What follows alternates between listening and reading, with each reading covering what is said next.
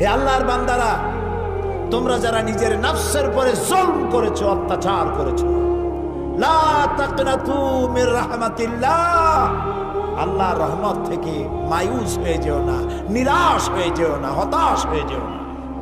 সুবহানাল্লাহ। নিশ্চয়ই আল্লাহ তাআলা সমস্ত গুনাহ খাতাকে মাফ করে দিবেন। সুবহানাল্লাহ।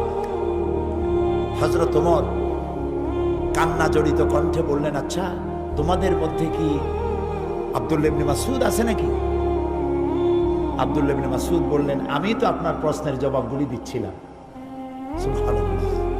আব্দুল্লাহ ইবনে মাসউদ ছিলেন রাখাল, উট ছাগল ভেড়া চড়ায় বেড়াতেন, রাখাল। আব্দুল্লাহ ইবনে মাসউদের মতো রাখালকে এই কোরআন শরীফ তাকে রাইসুল মুফাসসিরিন বানিয়ে দিয়েছে। সুবহানাল্লাহ। খাট্ট খট্ট মানুষ ছিলেন, ছোট্ট মানুষ ছিলেন।